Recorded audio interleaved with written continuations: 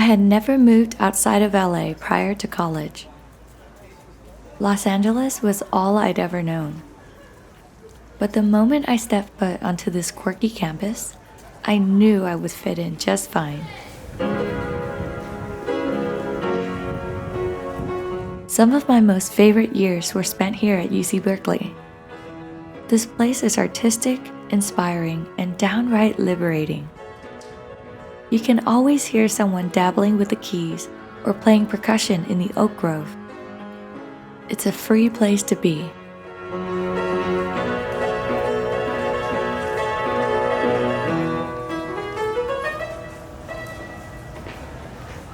And I remember how thoroughly free I felt walking through the historic Sproul Plaza for the first time. Apparently, Telegraph Avenue used to lead all the way up to Sather Gate back in the day, making this gate the official south entrance. Walking up to the gate for the first time was a powerful experience for me. Every devastating trial that my parents walked through, every trauma they've trod past, including the ruthless Vietnam War, led to their only daughter walking up to these prestigious gates, the sacrifice of two for the benefit of one. Berkeley is so beautifully immersed in nature. There's even an underground creek that runs through the entire campus, which we endearingly named Strawberry Creek. I'll cross it again for old time's sake. You can cross this part of the creek if you want to get to the most complex piece of architecture known to man, Dwinelle Hall. You know that part of Inception where Leonardo DiCaprio asks Ellen Page to draw the most difficult maze that she can in under 2 minutes? She should have just drawn Dwinelle. But all jokes aside, my favorite class was in this very building. It was an enthusiastic Viet class that put the humanity back into the otherwise sterile world of academia. Not too far from Dwinelle is the Campanile, our 300-foot clock tower.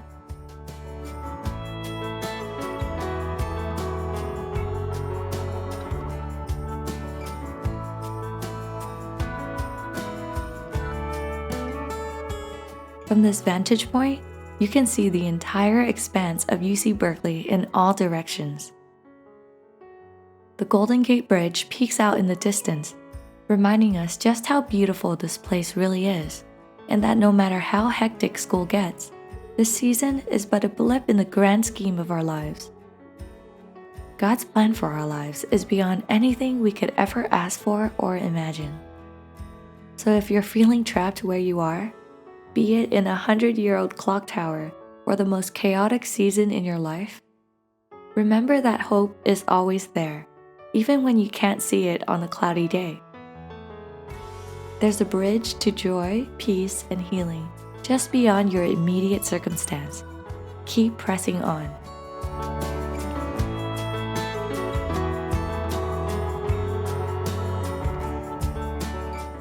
The next place I want to show you is my favorite library on campus.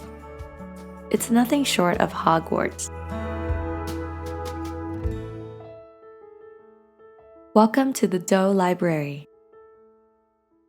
I'm actually not allowed to film in here, so I'm capturing as much as I can before I get kicked out.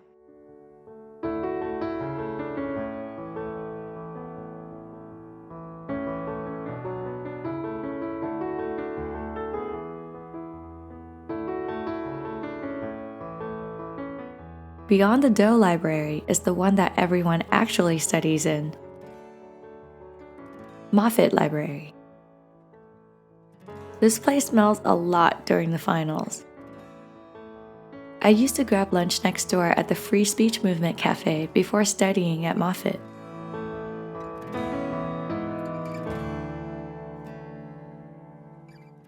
My usual order is a Cobb salad, an apple cloud, and a hot apple cider. It's so good and makes me feel so cozy.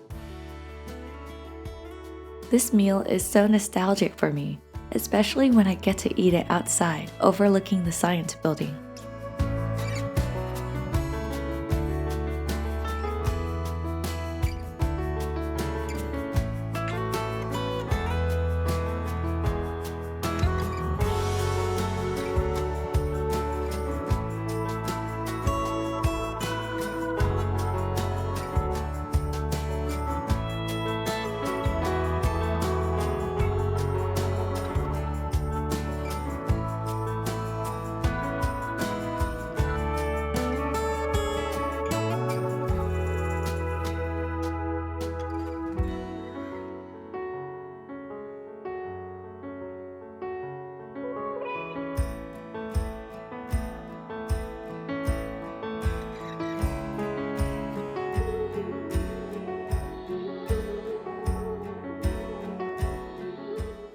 Here's a favorite hideout of mine, the Eucalyptus Grove.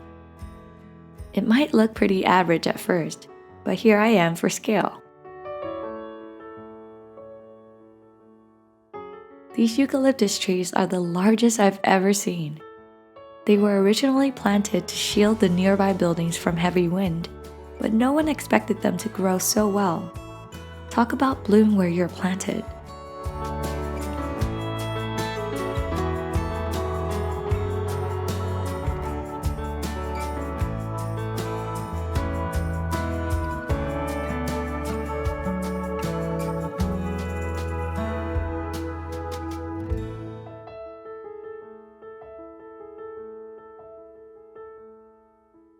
I used to escape to the Eucalyptus Grove every chance I got. It was an ideal place to just take a breather, meditate, or say a short prayer.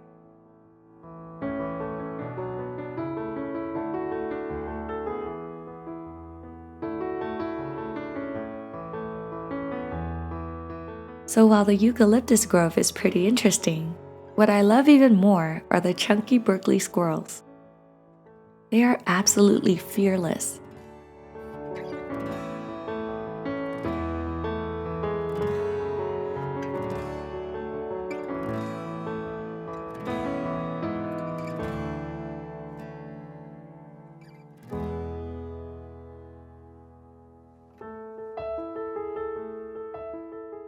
There are countless instances of people getting their food stolen by these guys.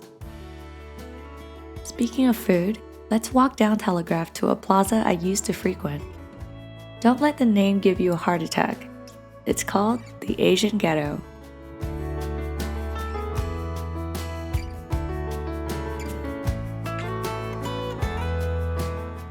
I'm convinced that the only times these chairs are washed are when God Himself decides to send down some rain. My favorite things to get here are Thai basil and, of course, boba. Let's take this back to campus, right next to my old pottery class.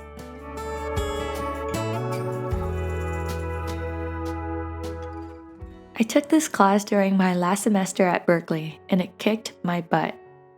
But it did make sense for me to end my college career working with clay. I wanted a class that allowed me to freely create, make mistakes, and shape something new and meaningful with what I've been given. It's the perfect safe space to experiment with my hands before trying my hands at the real world. Turns out it's all equally real. The pain, the joys, the failures, and the accomplishments. The state of being in school versus being at work. It's all very equally real.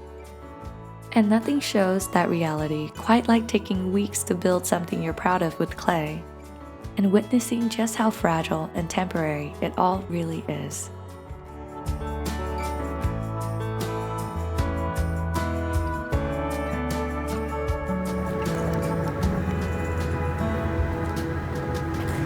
Okay, it was a little difficult finding a place where I can talk to you guys properly without people walking by and looking at me weird. But then I remembered that the one place where I never saw anyone while I was at Berkeley was right here. This quad for optometry students. Apparently they don't leave the building, so well, I just wanted to leave a message with my younger viewers or the viewers who watch my videos with their sons and daughters who are going to college or are already in college.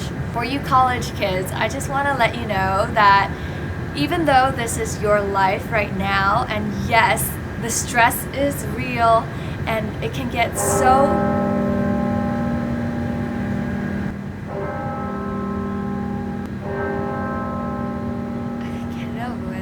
Anyway, for my college students who are watching this, I just want you to know that even though it is stressful, yes, it does get really overwhelming sometimes, and it is your current life right now, and you're totally valid for feeling stressed out. It's not going to be like this for long. Just hang in there.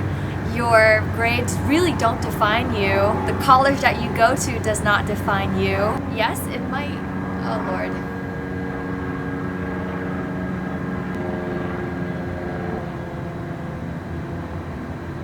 college that you go to does not define you. Your grades do not define you.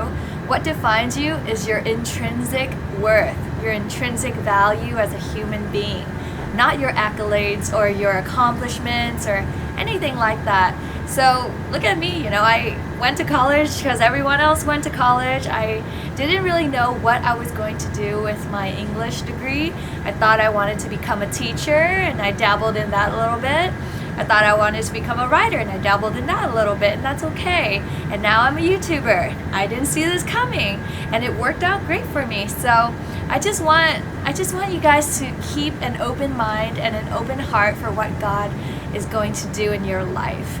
And His plans are so much more wild and fun and crazy in a good way than any plans that we can possibly make for ourselves. And I'm a living testimony of that. So that's all I wanted to share with you guys. I hope you enjoyed this tour of my alma mater. This place meant so much to me, and it still does. So if you ever get the chance to visit, I highly recommend that you do. Mwah.